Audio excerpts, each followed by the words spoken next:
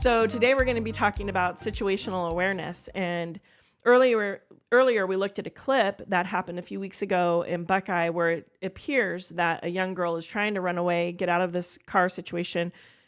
We don't have any context, so I want to be careful what I say because I don't know the context. It just looks bad. And the girl is in the car. They're at a gas station. She jumps out. She doesn't really make a great attempt to run, but in the process, whoever the man is gets out of the car, runs towards her, grabs her kind of around the neck in like a side choke, drags her back to the car, puts her in the car, locks the door, gets in his car and drives away. Yes. And so we're going to be talking about situational awareness today and some of the things that we have to do to be aware of our surroundings. And this is a digital age is what I'm going to say. And we are constantly and consistently consumed with not being aware, even like at the dinner table. I mean, I think we've all noticed we're at the dinner table. I was chuckling the other day. A group of friends, we all went out. There was four couples and a kid. Laura was one of them. Your husband. We are all looking at our phones. Two of our other neighbors. And literally, we're all together. We're supposed to be getting together to have a nice dinner together at the restaurant down the road.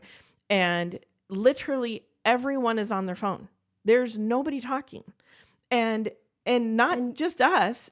The other people that were waiting for their tables, there was not, except for an older couple, they weren't on their phones. The whole restaurant. The whole restaurant is on a phone. And so we live in a digital age where we are consistently and constantly engaged in something other than what's actually taking place. Right. Our surroundings. We don't pay attention at all. And not only the phones, now it's gone to AirPods too. So our children are walking around looking down with music in their ears. Yep. Right. That happens and also we could be in the car and, I'm driving and the music is on, the radio's on, and my kids still have AirPods in listening to their own set of music. And so we just have to, it's okay that this is where we are in history, that it's digital and we're very advanced and we're consistently on devices and whatnot. But at some point, when we are doing things that require our attention, but I feel we have to put it away. When it's interfering with our safety, yes, then it becomes an issue. We need to slow it down a little bit. There's a time and place. Right. It's okay Correct. if you're in the car and the kids are on the devices, but when they're walking down the street and it's dark, or when they're without a parent in a group of children, they need to have them off. Yes. They need to pay attention. We need to pay attention. Correct. As women. And not only that, like, let's take it a step further. I don't know who was in this gas station and what they were doing, but guarantee you people are in the gas station pumping gas on their phones and they're not paying attention to the things around them. Oh, absolutely. Right? So it doesn't appear in these videos that anyone was aware that this girl was even running. Right. And it doesn't appear, cars. You could see cars. It doesn't appear that she makes any kind of ruckus or noise or yelling or waving her hands or. Well, for sure in the video, no one else is around. No one sees her. No one sees it. No. It doesn't appear that anybody sees it. And so what about the people who are waiting?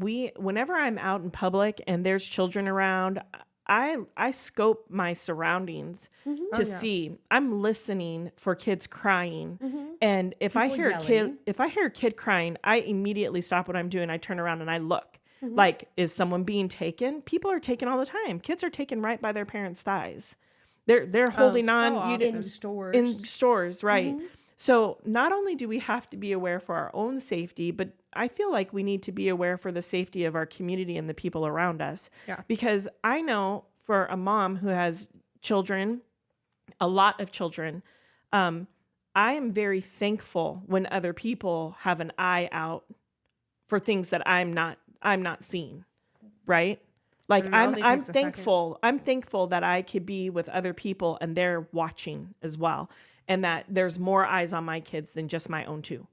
And so I feel like as a community, we can rise up and just be aware in these types of situations on what's going around us, even if we're not the ones in danger. Right. Like, we should be concerned that other people are in danger in our community. That should be concerning. We live in a major metropolitan area, and crime here, it happens.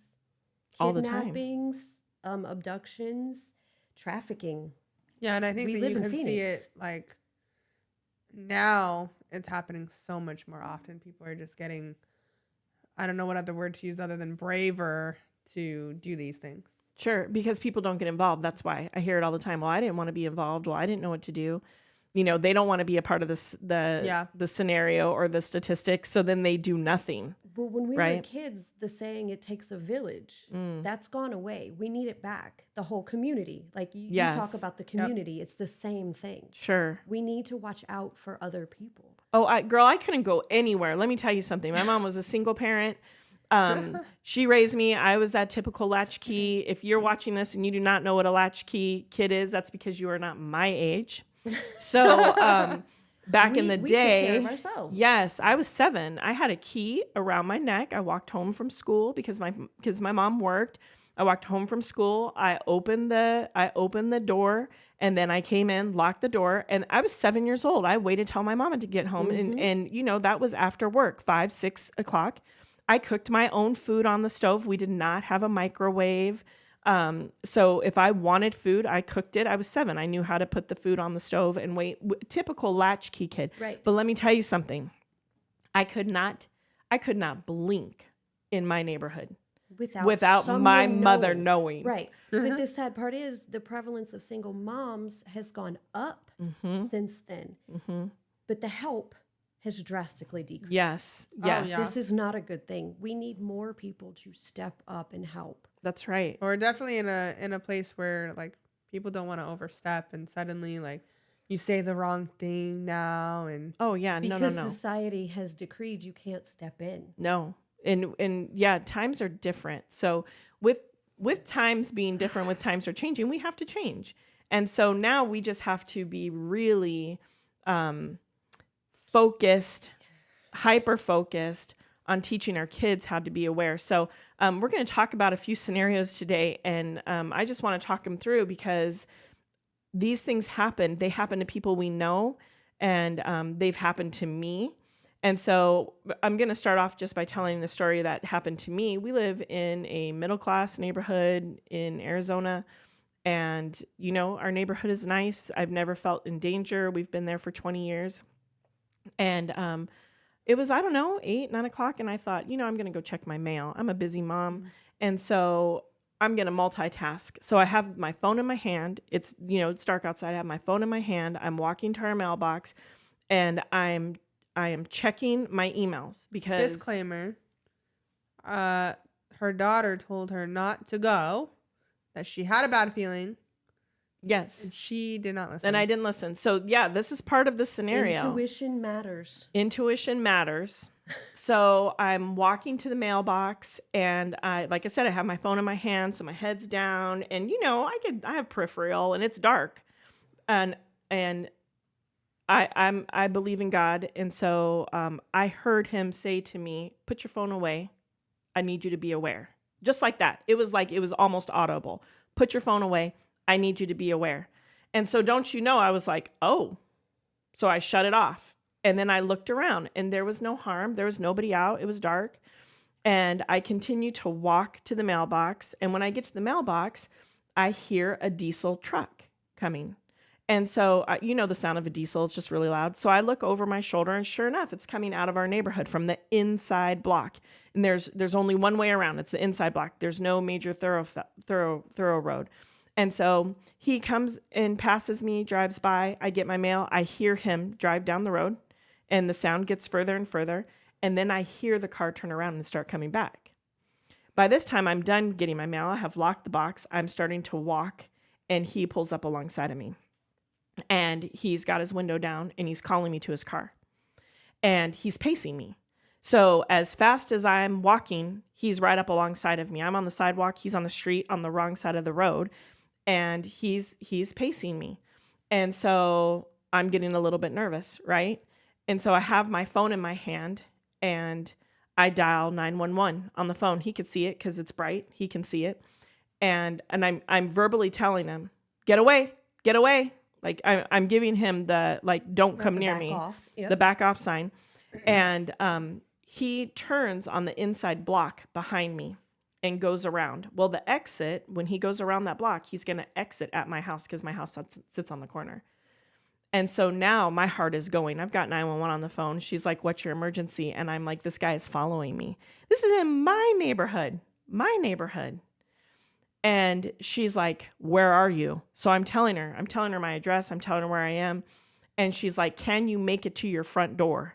Well, my front door is like 5 or 6 houses down. So I have to book it. In the meantime, she's telling me, if you can't make it to your front door, find an open garage or get underneath a car. And get there. Get someplace quick. Well, I can hear him coming around the corner. So long story short, I make it to my front door before he pops out around the corner. And I get in my front door and I shut it.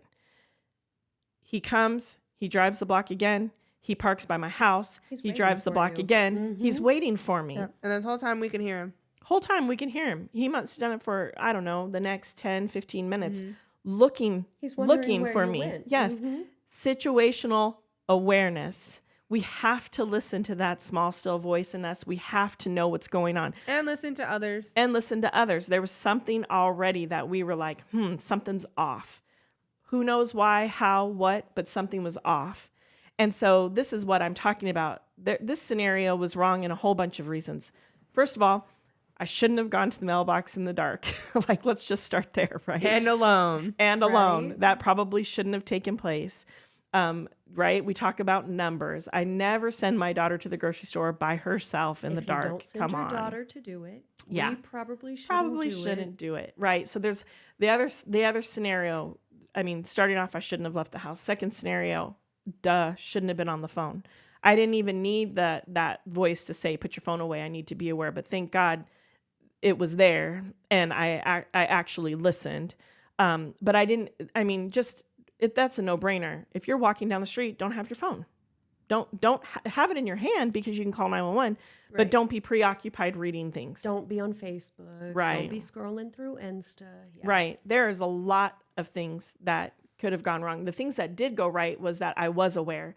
I heard the car turn around. Mm-hmm. And when I heard the car turn around, I knew I was in trouble. Attention. Yeah, yes. I knew I was in trouble at that point.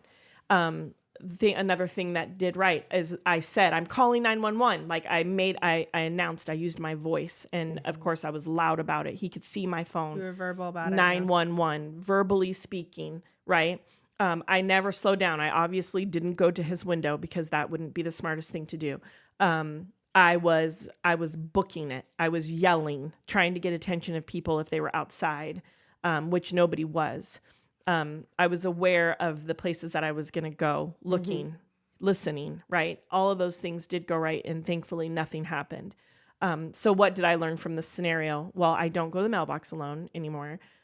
Even in the daytime, I'm usually very aware if there's other people out. You know, I say hi to my neighbors as I go. They know I'm going, that type of thing. So that's a small story, but I want to talk about the big story of one of the girls in our women empowered group, and that's our self-defense. This is really close to home. So she's the age of my oldest daughters. So I don't know, 27, 28. Yeah, 27, 28. She's a mama. She's married with kids, and she's a marathon runner. So about, 2 months ago, she was in Phoenix at the Hot Chocolate Run. And if you live in Phoenix and you're a runner, you've heard of that. And her car was parked about 5 minutes away from the marathon. Yeah. And she had her hands full. She had a bottle of water. She had a cup of hot chocolate, hence the Hot Chocolate Run. And this was like 15K? Yeah, they had finished a run. Yeah, it was a huge run. Yeah. Huge run. Like, you're exhausted afterwards. Yes. And she's walking by herself, and it's daylight. Like, let's paint the picture. It's daylight. Mm-hmm. Middle of the day, she's walking to her car. And so as she's walking to her car, she notices, she's aware. So she actually had a similar, instinct, like something's off, something's not right. But she had her phone out, and she looked across the street. several lanes of traffic across the street, and there was a man walking the opposite direction as her. So she's walking to her car, he's walking the other way, and he sees her, pulls his hoodie up over his head, grabs his mask, pulls his mask up over his face, crosses the street, and starts walking right towards her. Okay, so... Like scariest moment of your life. Right, scariest moment. And so... Let's just pull a mask up over yeah, face and you come see a at hoodie you. and a mask, that is, nothing's Like going well trouble's at this coming. point. Trouble's coming. Yeah, trouble's coming. And so she is facing him as she's walking towards him. So she steps off to the left. He, goes to the left in front of her, and then she goes to the right, and he blocks her and goes to the right. And he gets a little bit closer and lunges at her to grab her, and she chucks her hot chocolate at him, and he ducks and it misses. But one of the good things about this is that he knew that she was ready for the fight. Like, she wasn't messing around. She wasn't just going to give it up. Right. And so he kind of backs up, and he comes at her again, and she had a water bottle in her hand. And so she chucks the water bottle at him, and it hits him. And of course it doesn't hurt him, but it hits him. And the whole time she's using her voice, she's going, "You better back off. You better back off." Well, he comes around the back side of her to get her in a chokehold. And her instinct said, do not give him your back. Now, she has no MMA fight experience. I just want to tell you, like, no self-defense training. Nothing. Mm-hmm. But instinctually, she knew she could not turn her back on this man. And so immediately she's turning around, and somehow, maybe she was off the curb. I'm not exactly sure, but she had a step behind her where she was very aware that she could not trip on that step, that she better turn around, keep facing him face to face, making eye contact with him, and not trip backwards. And so at that time, she continued to yell at him. She moved out of his way. She made perfect eye contact with him. And then suddenly it wasn't worth it to him anymore. And he turned around and he started walking down the road. So here's the key in this moment. She could have just hauled butt and tried to get out of there, but she didn't take her eyes off of him. She let him know, I am watching you until I cannot see you anymore. Yep. And so she kept moving towards her car and moving in that direction, but she never turned her back. So she kept her eyes on him and was still very verbal about it. And there was nobody around, but she was still very verbal about it until she made it safe to her car. She got in her car, locked the doors, called 911. So that's what brought her to our self-defense class was the scenario. Like, I better learn some moves, because she thought, well, what if I got grabbed? Like, I wouldn't know what to do. And thankfully it never got to the place where he got his hands on her, because it wouldn't have gone well. Yep. But the other thing I like about this story is that once she called the police came. They actually found someone matching the description, and they arrested him and brought him for her to ID. And she knew immediately it wasn't the guy. Do you guys remember why? I do remember why. Why? He had shoelaces in his shoes, and the guy who had attacked her didn't have shoelaces. Yes. And didn't have shoelaces. And she remembered that. Yep. The tiny details. So attention to what is so details. important. Because I don't know that she remembered. She's not on this podcast. I don't know if she remembered the color of his hoodie or whatever. But what stood out to her was that he had shoes but no shoelaces. And the guy that they arrested had shoelaces, so she knew it wasn't him. Obviously, she didn't know what his face looked like. He had a mask over it and a hoodie. Yeah. So, but she remembered that detail. And they actually released that guy and then found another guy, and it was him. So they found him. Yeah. They knew how to identify him because she was aware of her surroundings. Yeah. The other things I want to point out in this story is that she was aware before it even happened. He was across the street walking towards her, and she was aware because she wasn't on her phone. So she could see that there was someone coming on the other side of the road. And so because she was looking at him, she could see that he put the hoodie up and pulled the mask up, right? And so by the time he crossed the street and was in her path, she was already well aware of what was going on. statistically, your voice and your posture will, I think it's like over 80%. It's the number one defense. Will change the game. And so she immediately changed her posture. She let him know, you better back up. And she told him over and over, you better back up, get away from me, you better back up. And she's very loud and vocal about it, using her hands as gestures. And then when he did lunge to her, she showed him, here, I'm here for the fight. This might just be a cup of hot chocolate, but I'm here for the fight. I'm going to burn you. I'm going to burn you if it lands on you. And it also kept him a little bit at bay, so he couldn't get his hands on her. So that changed the game. Yeah. It kept the distance a little bit. And then she was smart the whole way through. She was smart. She knew she couldn't defend herself if he got close enough, so she kept him away. Yep. And then she kept eye contact. Again, that is a huge game changer. Eye contact, keeping your eyes constantly on the person, letting them know, right? Especially in America, we make eye contact with people. It's weird if we don't look at people in their eyes, right? And our eyes say a lot of things. We say a lot of stuff with our eyes, but one of them is like, you better not mess with me. That comes through in the way we look. Oh, totally. And that was in her favor. So what if we change the scenario? What do you think would happen if instead of, like she watched him from across the street, right? And stayed with that the whole time and never broke that contact, that distance, any of that. What would have happened if she would have decided to turn around and book it? Yeah.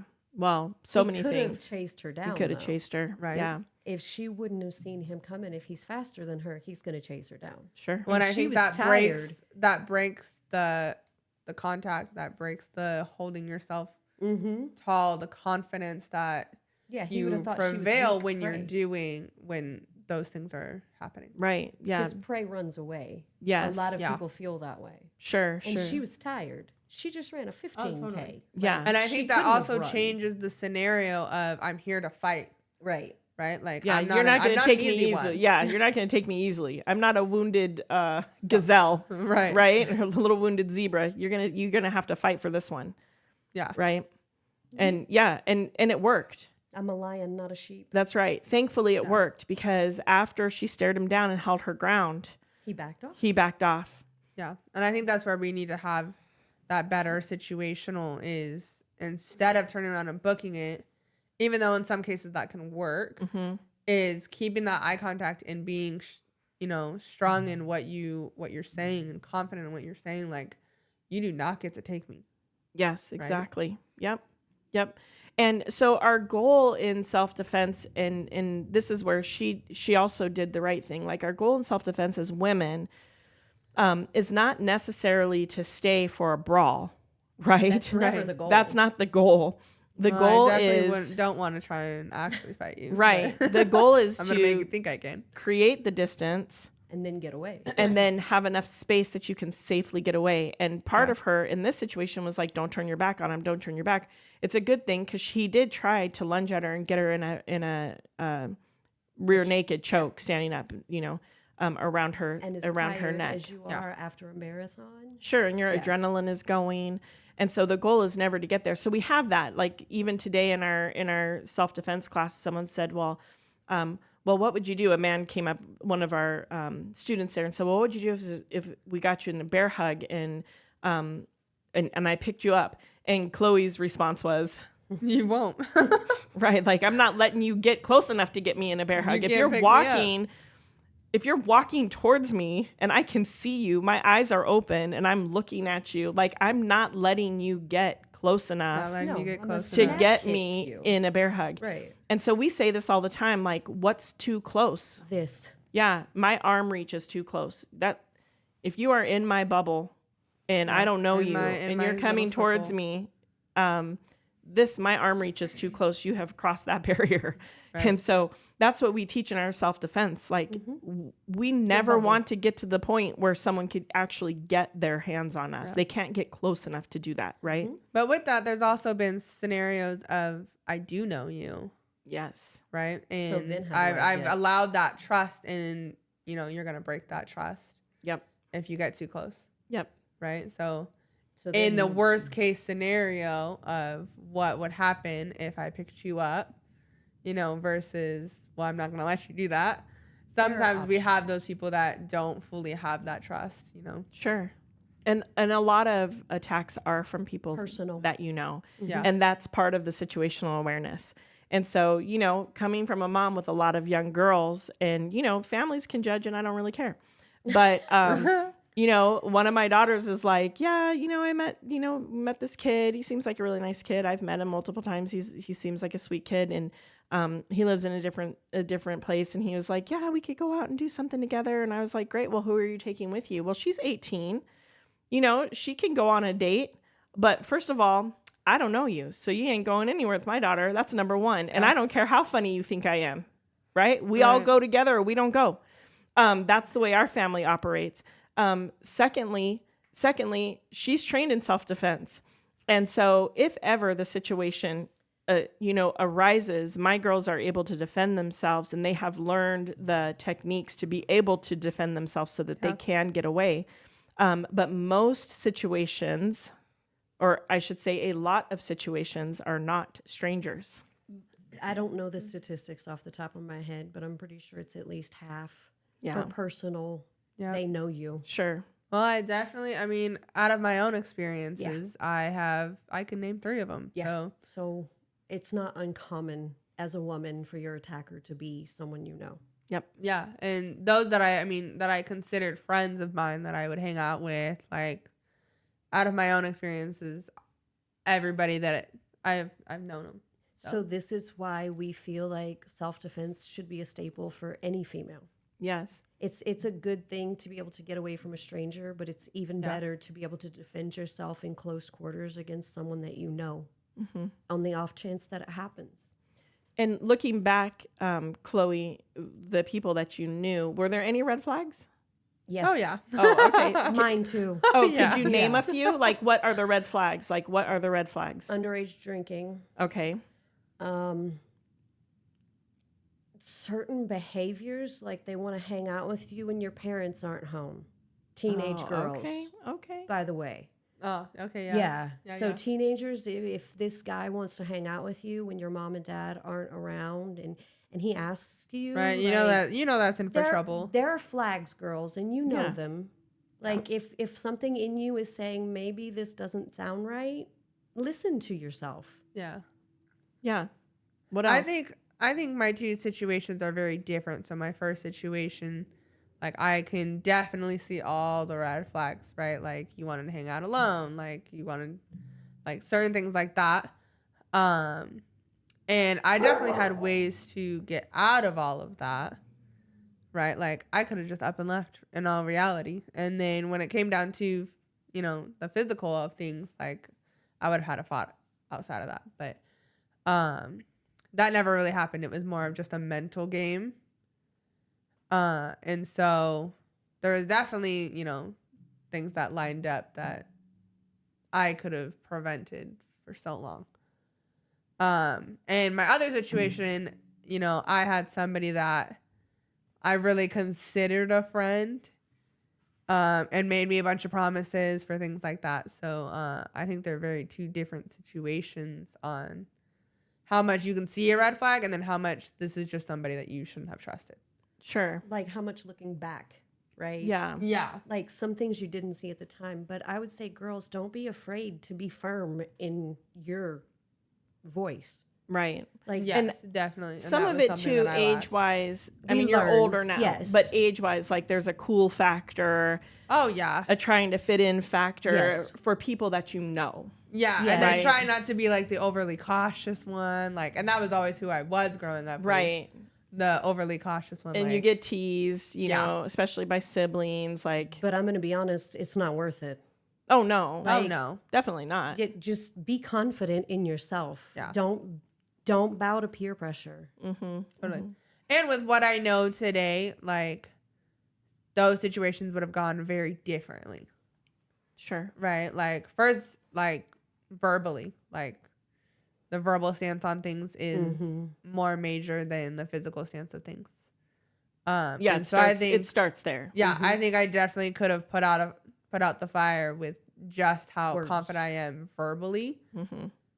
And so I think that that first of all would have just prevented a lot of things. Sure, but that fight, flight, freeze thing is legit. It is legit, and I definitely had that freeze moment. Yeah, definitely legit. And I think that that's, if you're watching this and you're in the Phoenix area and you're looking for some self-defense, like, we have free classes to the community. So we encourage you to come down to Two Knuckle Sports and get some free women's self-defense. We also have it for our children. Bring and your girls and boys. Our men, and I mean, it's amazing. But if you're not here, how do you practice these things? Like, what do you do? You know, how do you practice not freezing? It is literally getting into a place where you can practice self-defense with someone that you trust. If you're watching videos online, and we have some of those too, and if you see this and you happen to cross our YouTube channel, and you're practicing those, first of all, you have to practice self-defense with somebody you trust that is not going to like manhandle you or hurt you. They're going to be a good partner. Good partner. Secondly, it's repetition, right? We start learning, our grandmaster, our teacher says, repetition is the mother of all skills. And you have to practice that over and over. He says 10,000 times. 10,000, that's a lot of times. If you do it once, you won't get it right the second time. Right. And in the old days, I know that they used to have like these women, rape prevention seminars, and they were great because they would talk about it and they would give you like awareness. But literally, you can't watch a YouTube video of anything. Like, I can't watch a YouTube video of a physical skill and then watch it 100 times and then think I've learned it. Yeah. I have to actually do the physical skill. Not only that, we find that some of the women have gotten past the mental, or they thought they did. Yes. The spiritual, the mental, and then they come out to do the physical, and it's a whole different process. They have to go through it all again. It is. Because when a man is on top of you, after you've been through a trauma, it's all brought up again. Yes. Yeah, and I can vouch for that. Yep. Because, I had some triggers that I did not believe that I had. Yep. Like, wasn't even in my worst case scenario, like, thought process. And doing MMA and being brought into something like grappling, like, it was totally different than what I thought it would be. Right. And you didn't want to do it. I did not want to do it. Right. But I think mostly I didn't want to do it, like, just for my physical, like, the way that but I some am. things were triggering and a struggle. Yes. But it wasn't because I thought I had any triggers. But right. Once I got into it, I was like, oh my gosh. Like, there's a lot of things that I have not handled. Like, processed. Yeah. Yeah, it's a lot of physicality. Sure. And even if you haven't had a trauma, right. but sometimes it's somebody still grabs a lot. you. Ooh. Yeah, today we're practicing. It's uncomfortable. Like, it's weird. Yeah. Well, like a man coming behind you and putting you in a chokehold is a little bit disconcerting. Yeah. It's a little struggle. And it feels different to be grabbed by a female while we're practicing. Our we self-defense is taught by women for women. And so it's different if Chloe's grabbing my wrist or choking me versus if I get my husband or one of the other senpais out there and I practice on them. The strength is just different. The way they stand is different. They barely touch us. And I hit the microphone. Yep. They barely touch us, and just their arms, just the weight of their arms. Yeah. Like, I'm choking. Right. And definitely makes you work that much more.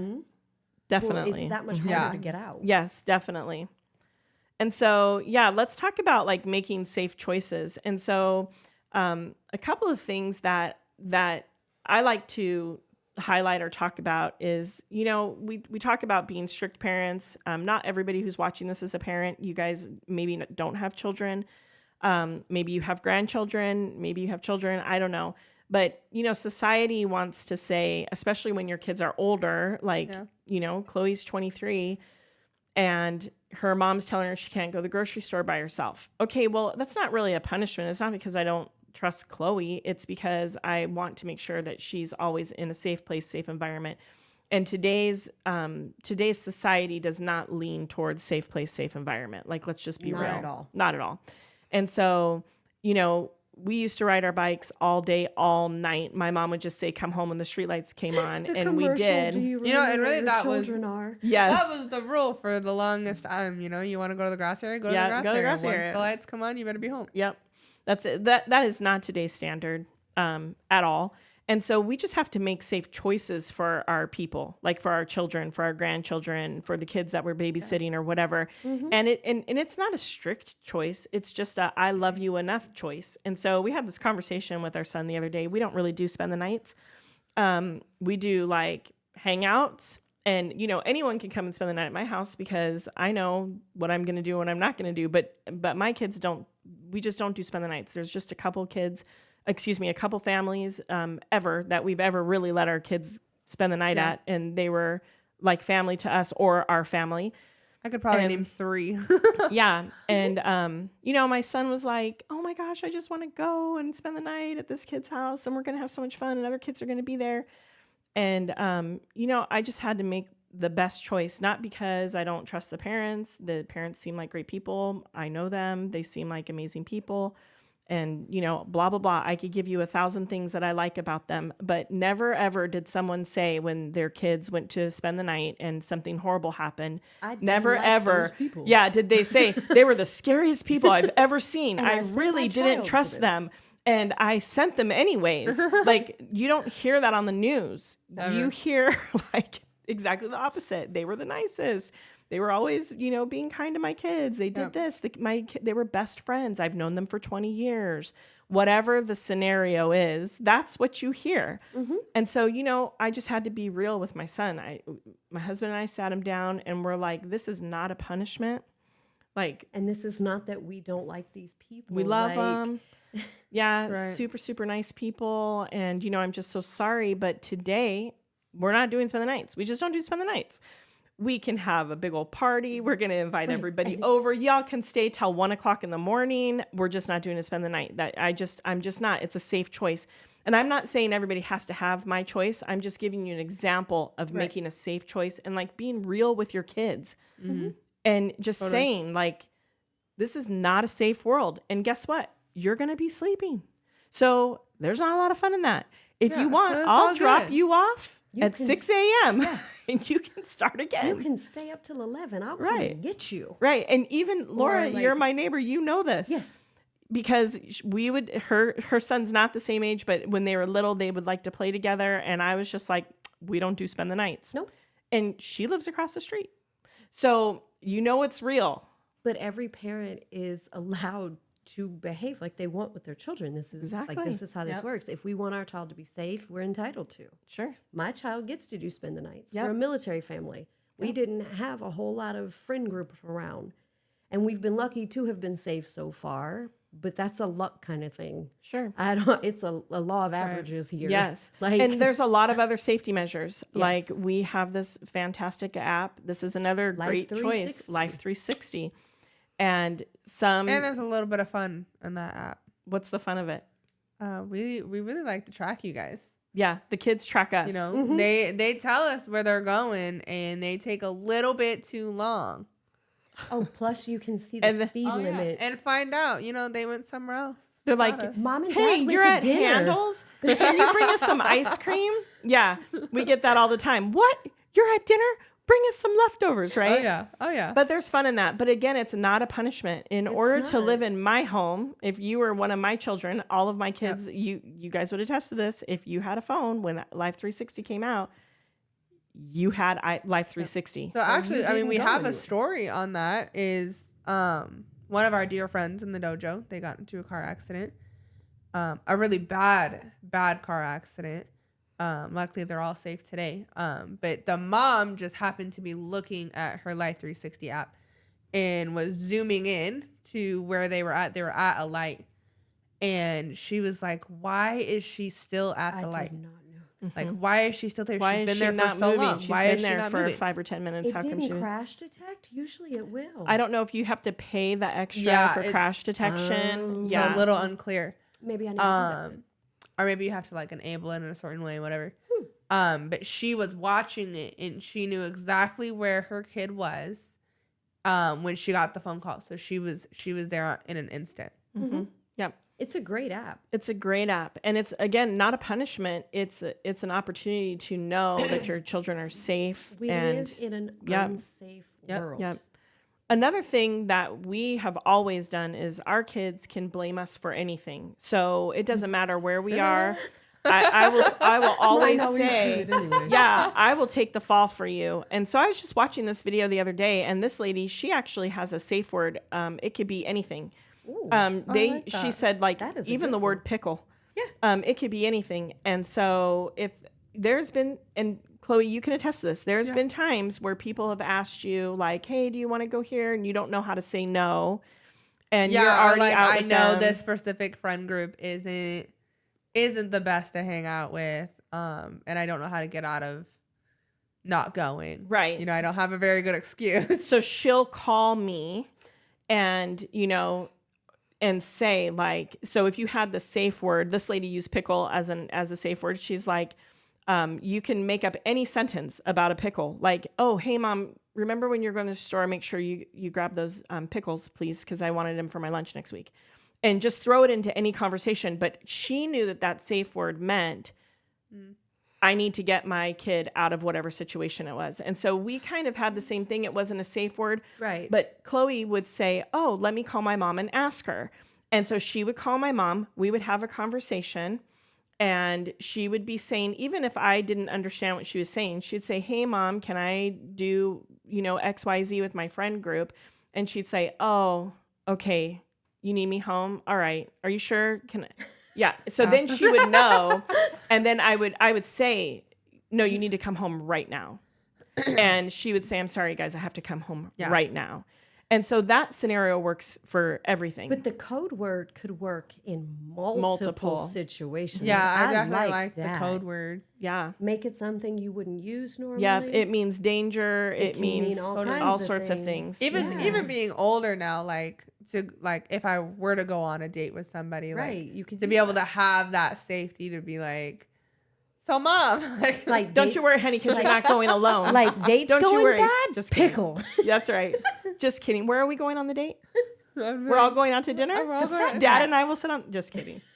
So. It's fat cats. But I mean, yes, this is what we're saying. So there's lots of smart choices as parents, sitters, whatever the scenario is. 23-year-old women, right? yeah, that we can definitely move on.